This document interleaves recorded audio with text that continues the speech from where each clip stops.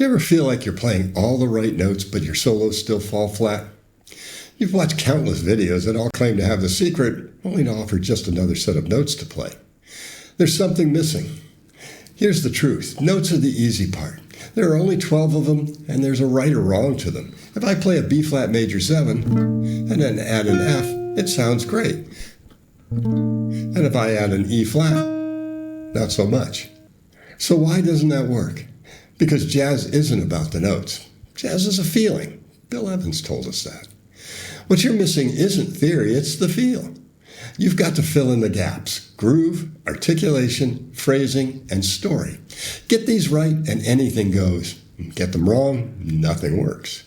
So let's dig in. We'll start with groove. It's the most important. You have to have a good feel. Now, we're not talking about a metronome, but you do want to have a strong inner clock.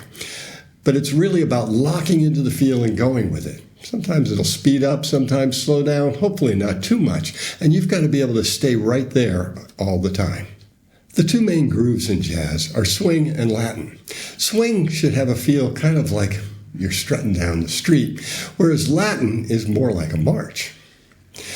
The main elements in your groove are going to be the quarter note, 1, 2, 3, 4. The backbeat, 1, 2, 3, 4, 1, 2, 3, 4. In Latin, it'll be the clave. But where most people get into trouble in the groove is on the upbeats. They'll put the downbeats pretty solid, but the upbeats end up being just kind of sort of somewhere in between. They need to be just as consistent as the downbeats. So how do you develop your groove? Well, the best way to do it is to play with a good drummer. But if you can't do that, then you should be practicing with backing tracks that are not computer generated. Jamie Aebersold tracks are available on Spotify and the Jazz Book's website. These are recordings by some great musicians. Ron Carter's on some of the tracks. And they have a really solid feel, so you can work on developing your groove and locking in. Another way to do it is to practice scales over great groove recordings and just follow along, trying to lock into the time. You'll have to kind of block out the solos mentally, but it's doable. Groove is when we play the notes. Articulation is how we play the notes. Every style has a unique set of articulations that help define the style. It's the accent of the music. Articulations refer to both the attack and the release.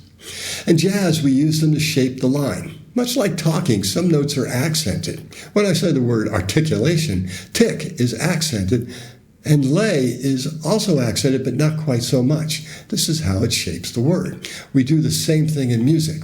And then other times, we're trying to make a point, and we'll accent notes that way.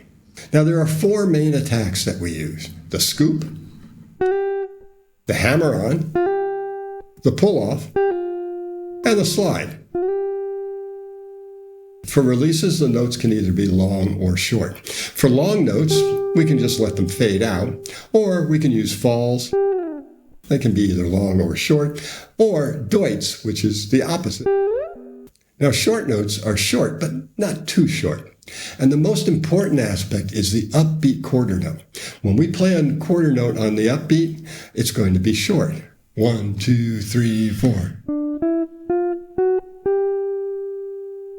Now, there are other articulations available, and you can borrow some from other styles too, but these are the main ones that you want to master first. You can always tell a beginner by their phrases. They'll either always start on one or the same beat, the phrases will be the same length, kind of boxy, or they'll run on sentences that just never end. Phrases are like musical sentences. They need to have a beginning and an end, and if they're longer, a middle too. You should be thinking about punctuation, commas, and full stops. And don't be afraid to leave space. It creates anticipation. And make sure that you vary the length of your phrases. Short phrases are just fine, and long phrases work pretty well too, but not too long. Now, to develop your phrasing, here's an exercise that I got from Kenny Werner, the great jazz pianist. He calls it phrase containers.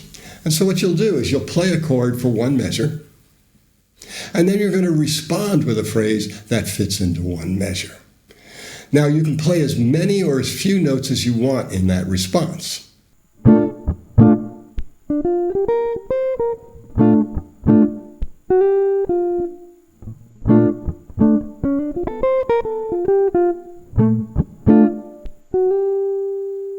And then try it with 2, 3, and 4 measure containers. And finally, you want to be telling a story. Your solo should take the listener on a journey. The classic shape is like hiking up a mountain. You'll go up a bit, you'll get to a plateau, maybe a little valley, and then you'll climb some more. But the overall shape is always towards the pinnacle, the one high point. And once you get there, then you come down fairly quickly. Now, other shapes are certainly possible, but this is a good one to get started with. Now, a couple of other things you should think about when you're telling your story is, unless this is a solo break, do not start with your best lick, because then you have nowhere to go but down. A good idea is to start with a long note or a simple phrase at a medium volume, and then maybe even wait a few seconds before you play your second idea.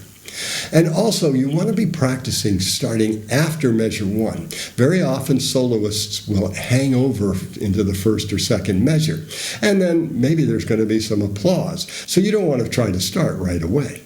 All of this is easier to learn with fewer notes.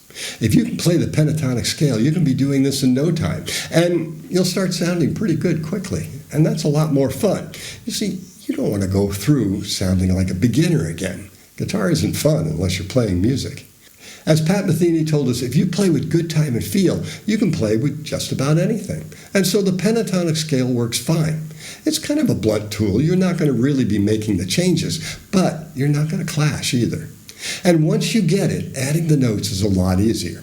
If you want to know how, check out this video. And if you'd like some more help, sign up for a free lesson. Click the link down below.